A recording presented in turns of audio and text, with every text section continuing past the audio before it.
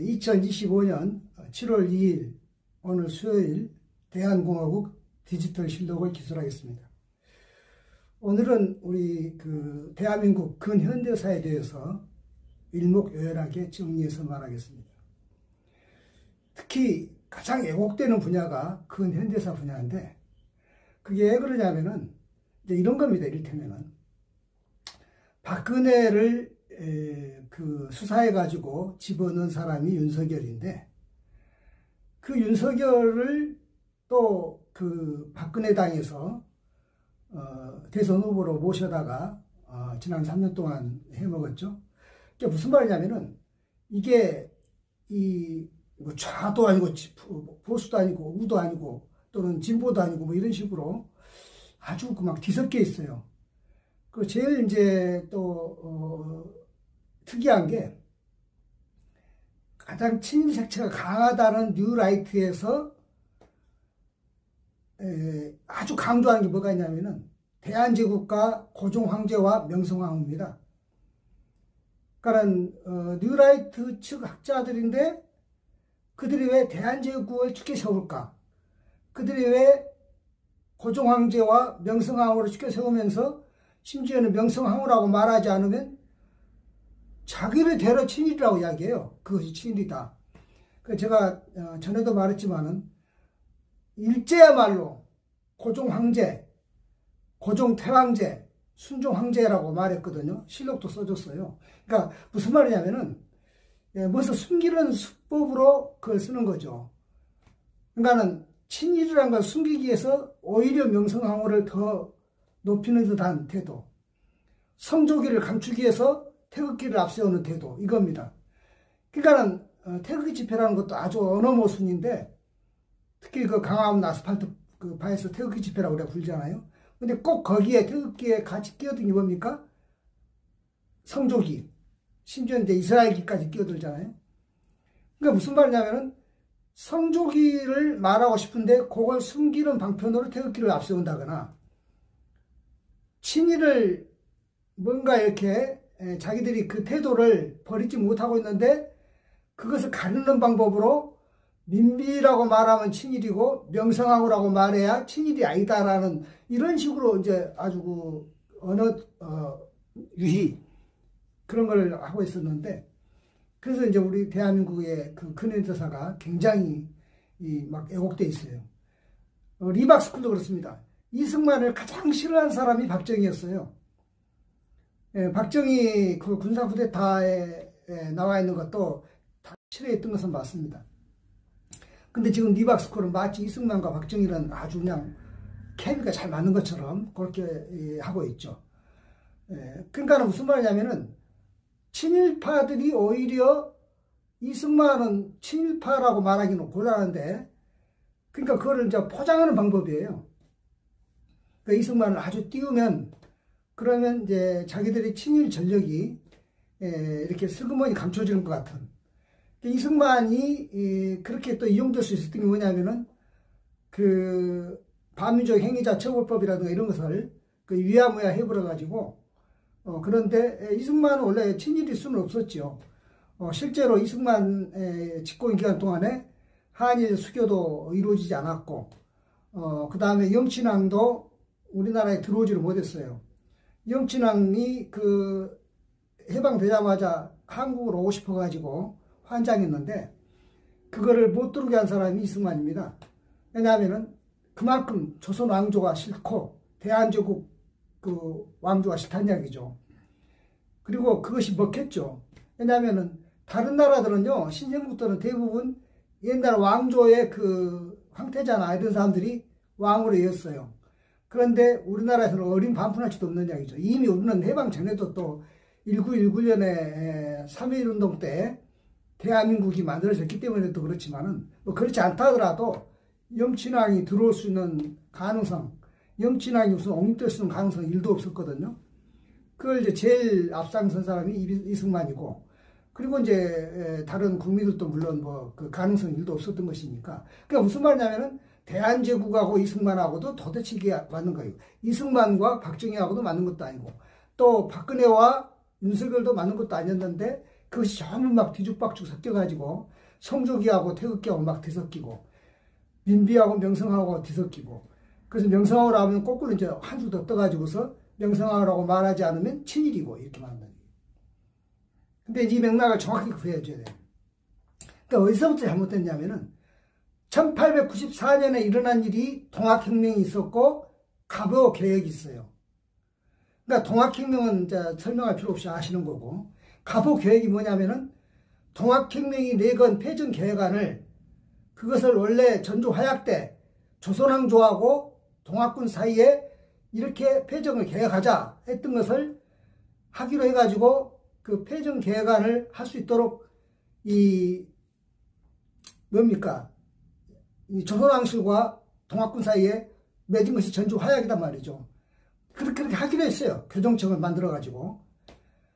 그런데 그거를 이제 일본군이 그때 동학혁명을 진압하겠다고 들어왔던 청일군이 청일병도 일으키는 한편 일본군은 경복궁을 점거해가지고 고종 부부를 갖다가 협박해가지고 말하자면은 그 친일 내각을 세우겠죠. 김홍진 내각을.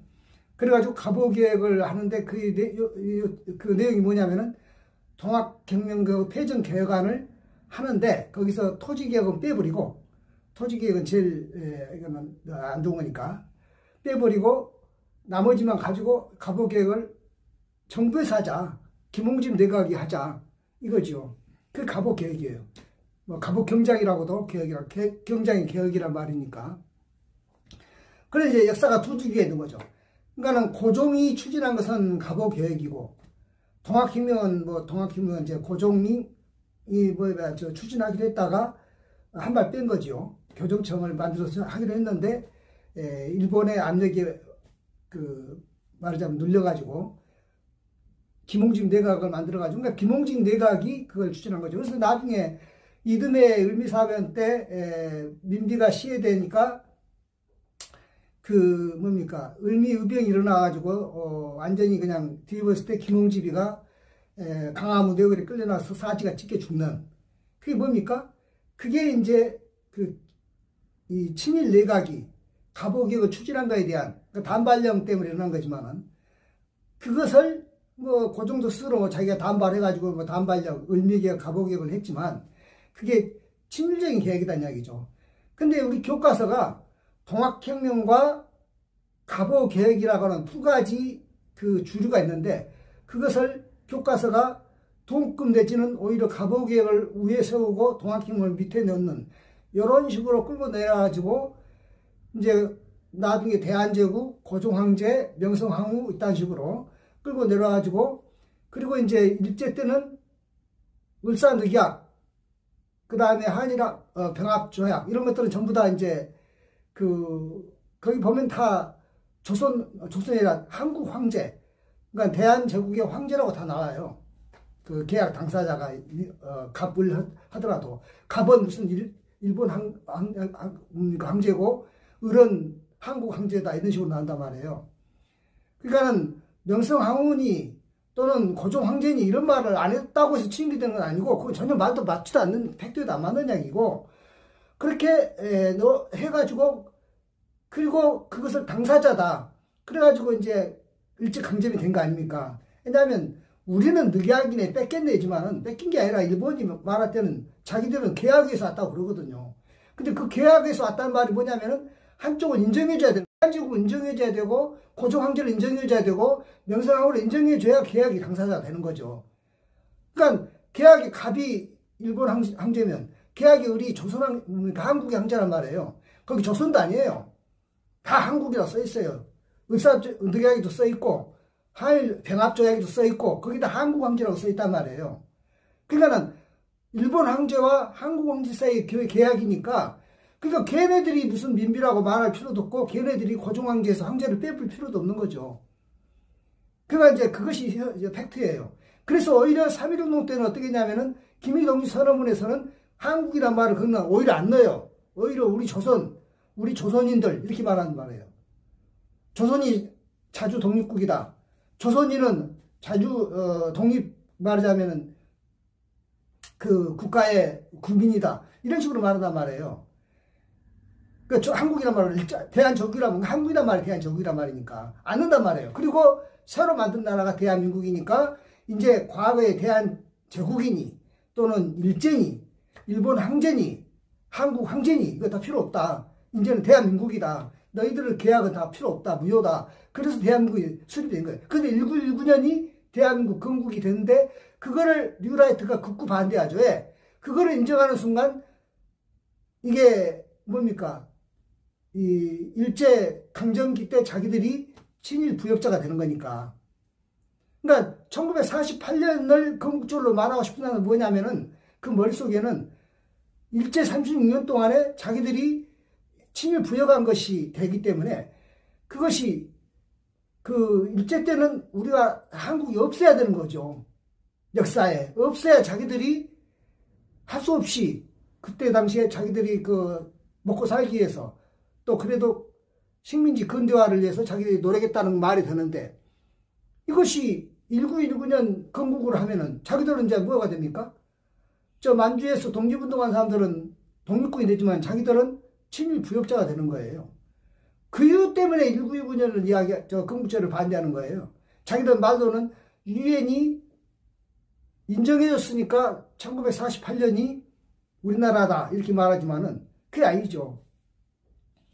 그러면 동학혁명은 지금 유네스코가 유엔 산하기구 아닙니까? 유네스코가 등재해주고 제주 4.3도 유네스코가 등재해주고 4.19도 유네스코가 등재해주고 5.18도 유네스코가 등재해주는데 그럼 그거야말로 유엔 인정한 거네요? 그러니까 유엔이 1948년 그때 처음으로 대한민국이 이제 건국했다라고 인정했다고 말한다고 하면 그런 언어 모순이 나오는 거예요. 말도 안 되는 거죠. 그러니까.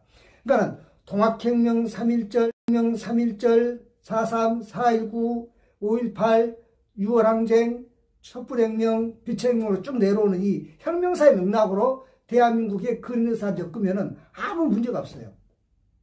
그것이 또 바른 거예요. 그것이 또 검증된 것이고. 그것을 부정하는 것이 오히려 전부 장난질이에요. 그러다 보니까 막 이승만을 이미 4.19로 그 자유당 정권이 규정이 됐음에도 불구하고, 뭡니까? 그 독재로 규정이 됐음에도 불구하고 그걸 다시 또 부활시켜가지고, 박정희도 5.18로 그것이 유신헌법 체제가 부정이 됐음에도 불구하고 그걸 다시 또 부활시키고, 뭐 리박시쿨. 그리고 또 박근혜는 촛불혁명으로 부정이 됐음에도 불구하고 그걸 다시 또 부활시키고, 그래가지고 또 윤석열도 이제, 이번에 빛의 혁명으로 이제 됐는데 이것도 이제 시간 지나면 그들은 그럴 거예요. 또 이제 부활시킬 거예요. 지금도 그런 노력 하잖아요. 어게인 뭐 윤 내가면. 그러니까는 우리나라 역사가 애곡된 것은 이런 노력, 이런 그 같이 하는 노력. 그러니까 항상 그들은 그래요. 늘 기회주의적으로 이리저리 타는 거죠. 막 이렇게 타가지고 교묘하게 막 넘어온 거예요. 그러면서 계속 이렇게 다른 거를 이상하게 만들어서 홍범도를 육사 그 교정에서 빼낸다든가 이런 식으로. 그러니까 기회만 있으면 그래서 김구를 테러리스트로 본다든가 이런 식으로. 심지어는 뭐 그 조선 왕조도 뭐 그 가장 조선 왕조의 대표라고 할 수 있는 세종대왕도 뭐 어떤 구린데가 없나 찾아내서 한다든가 이렇게 뭐 이렇게 뭔가 이 트집거리를 찾아내는 이제 이런 식으로 하는 거죠. 그래서 뭐 김구도 뭐 테러리스트 해가지고 뭐 김구가 무슨 원래도 뭔가 청년 때 뭐 일본인을 뭐 살인자였었다는 둥 이런 식으로.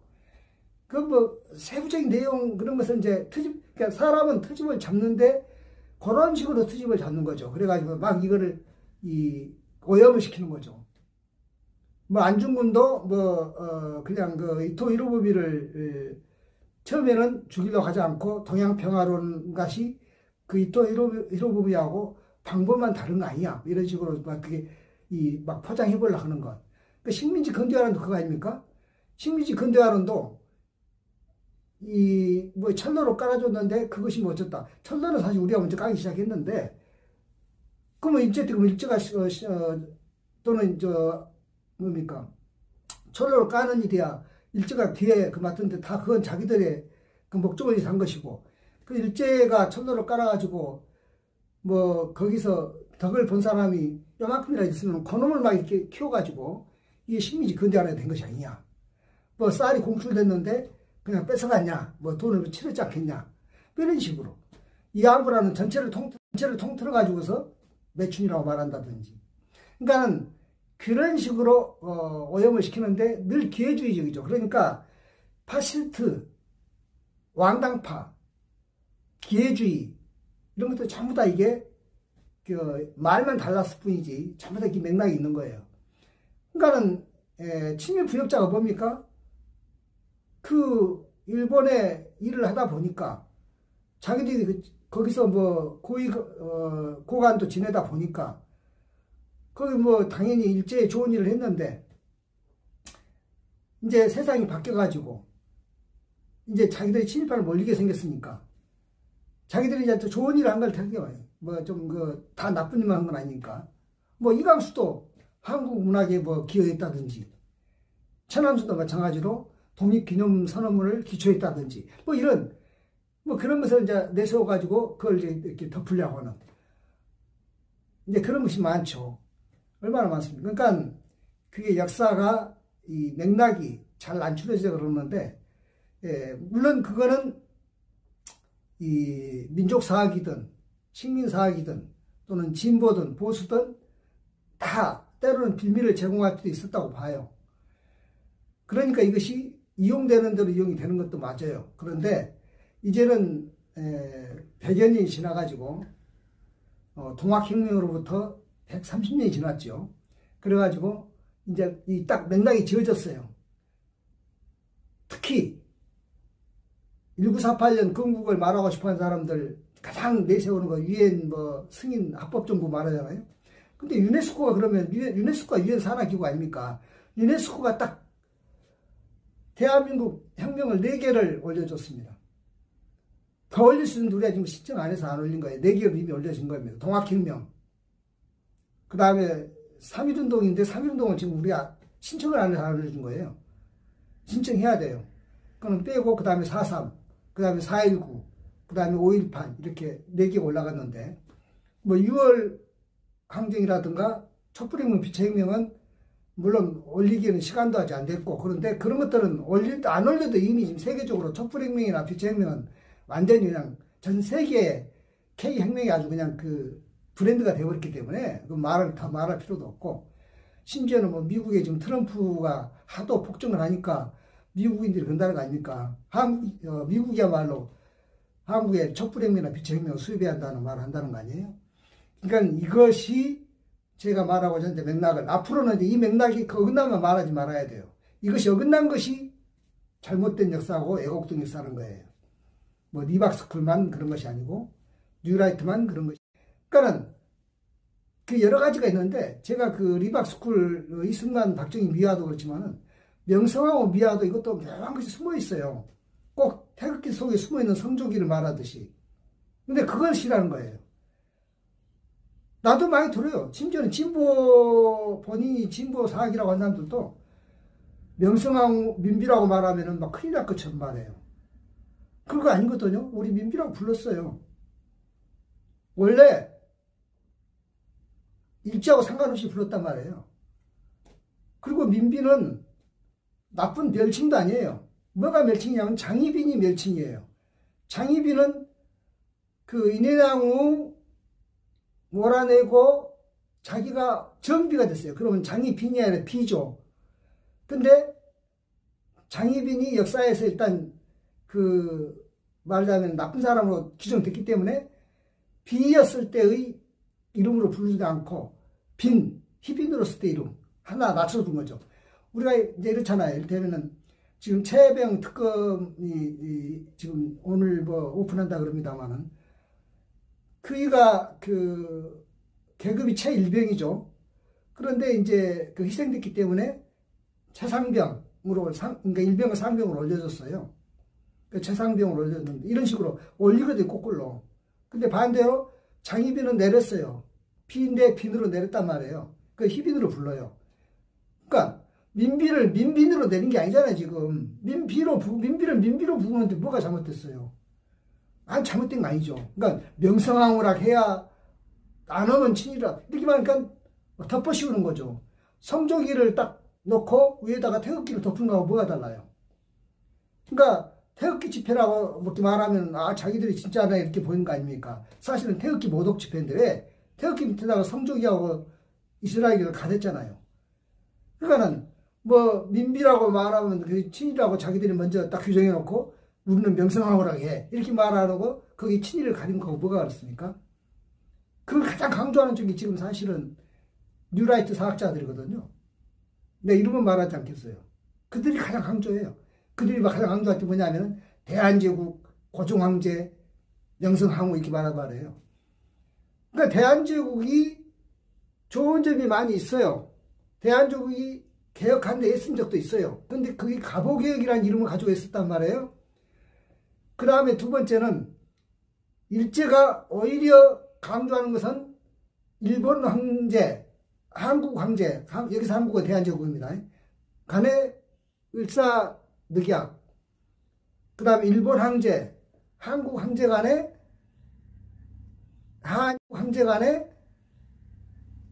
한일 병합조약, 지그들 말로 일한 병합조약, 일본이 앞에 있으니까 지그들 말로 거기 다 보면 나와 있어요. 한국 황제라고 나와 있어요. 심지어 일한 병합조약에는 한국 황제, 한국 태양제, 황후 다 그대로 명칭, 존중, 그 다음에 세비, 예산, 공급까지 다 일한 병합조약의 조문에 다 나와 있어요.